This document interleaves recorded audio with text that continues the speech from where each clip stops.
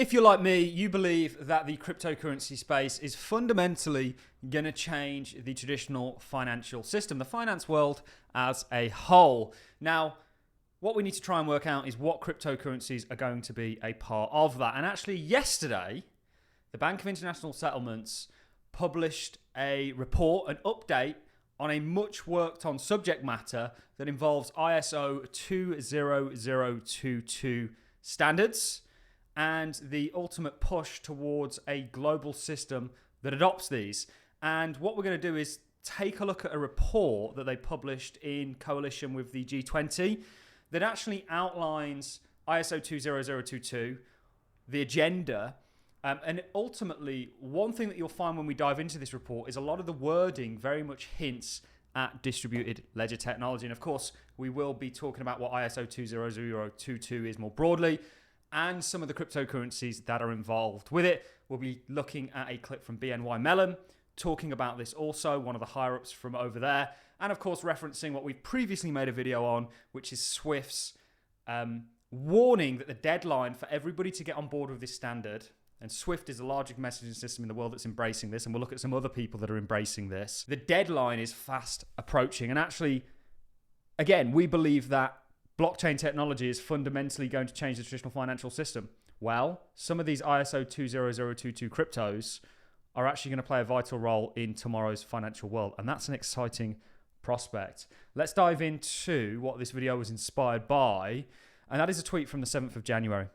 And this is from the Bank of International Settlements. The BIS commits on payments and market infrastructure is taking additional steps to facilitating the governance and maintenance of its harmonized ISO 20022 data requirements for enhancing cross-border payments. Well, a few cryptocurrencies spring to mind there, like XLM and Ripple, or I should say XRP, but also Hedera, Algo. We'll look at a list of ISO 200 standard cryptos. In fact, that's what we should probably do before we move on. So just a quick overview of what ISO 20022 is.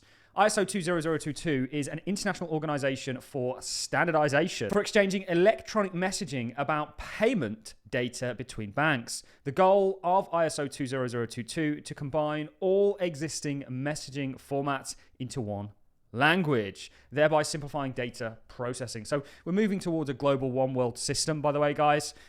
And cryptos have largely been a technology that's been introduced to us to actually enable all of that. Make no mistake about that. The standard defines approaches to building business models, the rules for describing business process, the procedures for designing schemes and messaging formats and their descriptions, and also regulates the process of publishing documentation according to the standard and the basic rule for its maintenance. The first edition of the protocol was released in 2008.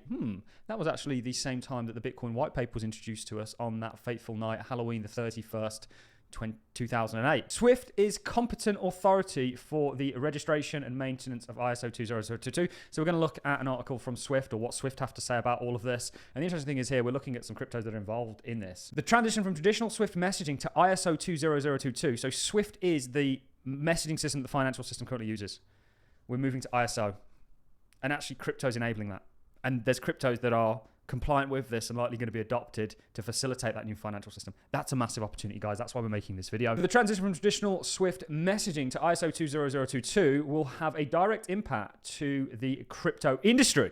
In particular, coins that meet the standard can be more quickly accepted into the traditional financial system. We're going to look at an article from the G20 that very much the wording they use hints at distributed ledger technology, transparency, scalability, etc., etc.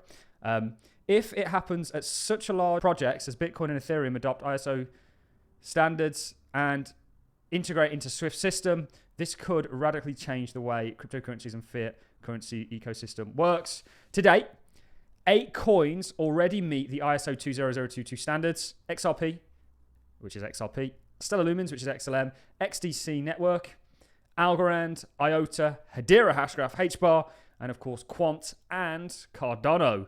2 of them do not just comply with ISO 20022, they are members of the ISO 20022 standard body.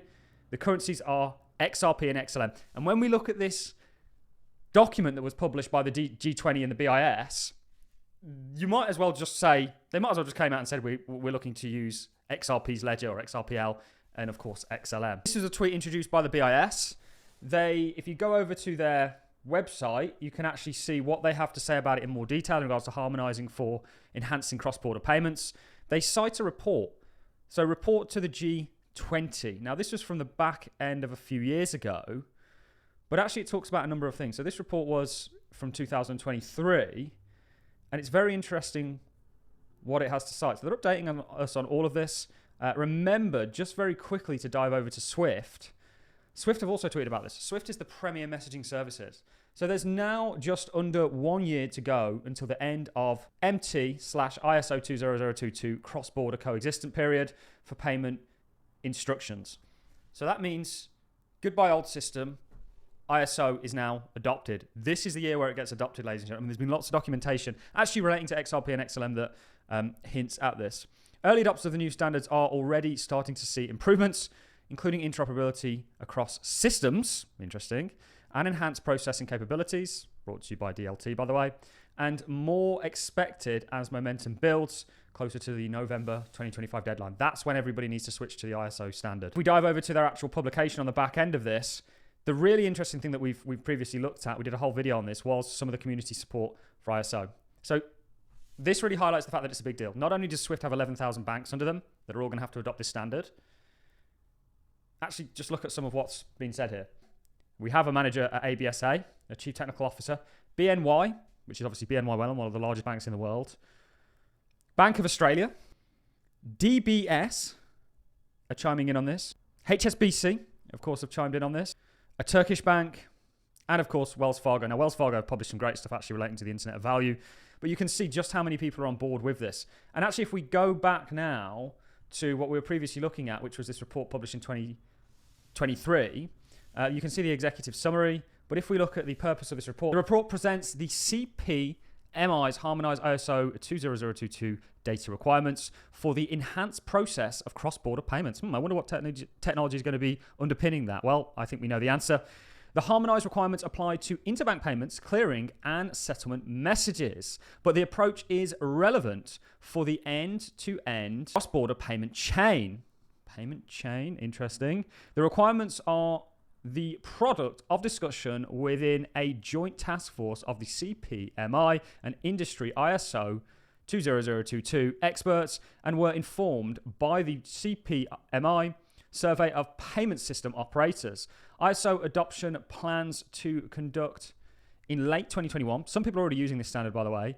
Additionally, the requirements reflect comments received during a formal public consultation by the CPMI in early 2023. On the preliminary set of process harmonization requirements, the CPMI believe that alignment of ISO 20022 usage guidelines in cross-border payments with the harmonized requirements may lead to improved cost, speed, and transparency of cross-border payments, helping the G20 achieve its cross-border payments target by 2027. As such, with the publication of the report, CPMI recommends that payment system operators and participants begin preparing to align their ISO 2002 usage guidelines with the new harmonizations requests ahead of the end of 2027. Some of the benefits against this backdrop: the growing worldwide adoption of ISO 20022 in payment systems to replace domestic proprietary standards. So the financial system is upgrading. DLT is going to be at the heart of it, guys, and this is further evidence for all of that. Has been an opportunity to promote greater interoperability, interesting, of messaging standards with benefits for enhancing cross-border payments and more consistent performance for end users. In particular, the CPMI survey conducted in late 2021 for the ISO 20022 harmonization indicates that 78% of survey respondents out of a total of 57 payment system operators in 38 jurisdictions have either implemented or have concrete plans to implement ISO 2022 by 2025. Remember, that's the deadline that we just looked at Swift reporting on. ISO 20022 is a global and open standard for financial information. It provides a common language for users in every kind of financial transaction, including cross-border payments. Moreover, ISO 20022 allows for a richer and more structured data to be shared via standardized messaging compared to the most current proprietary standard. The structured data enhance the efficiency of transactions, screening for compliance, e.g. sanctions and anti-money laundering AML, as well as purpose fraud prevention. So this is unbelievably interesting, guys. And we've looked at a number of things so far. We looked at what the BIS are saying, the updated version. We looked at an old report. We looked at what ISO 20022 is. We've looked at what cryptocurrencies are likely involved in this. Of course, Chainlink is very much involved. We've looked at Swift, who are partnered directly with Chainlink to enable exactly this. What I want to do now, guys, they recently gave, Swift at Sibos recently gave a number of talks on this, 3 ways ISO 20022 will supercharge the payment business. But what I want to do now, guys, is actually dive over to BNY Mellon. They are going to adopt these standards, which ultimately mean they're going to adopt the technologies that are going to essentially be compliant with them. And we've looked at what those are. So before we love and leave you, we're going to go ahead and play this clip, and then we'll wrap things up. So the overall strategy for the bank is client-centric. We want to provide our clients with the best available service that we can provide for payments. From a payment strategy perspective, we looked at ISO as an opportunity to provide us with a couple of different levers for enriching our client experience. So the first is our clients heard about ISO, or maybe they didn't hear about ISO, but we have the opportunity to educate them about ISO. But not only educate them, we can create tools and services that help them to enable ISO. Then we get the efficiency of using ISO, and they do too. That knock-on effect of getting that efficiency benefit that we have with ISO. That was part of our strategy. Build services and tools around ISO to help our clients enable them to use ISO. The second part of it is related to risk and control, because we're a bank. So most of what we do is we worry about risk. We really only have 2 core competencies as a bank.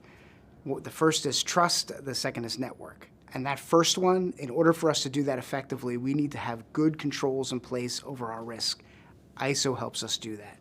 It provides us with much deeper knowledge about the underlying payment information that then we can use for our financial crimes compliance, our sanction tools, for all our AML and KYC.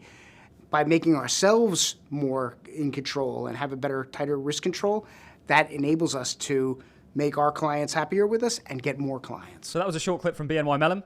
Ultimately, guys, the world is embracing DLT, certainly the financial sector. In fact, it's being entirely rejuvenated by DLT technology. And ultimately, I think the ISO 20022 standard cryptocurrencies stand a damn good chance of being adopted and playing a serious role, a front and center role in tomorrow's financial world. That is it from me, guys. I'm going to love and leave you on that note. Thanks for watching, everyone. I'll see you soon.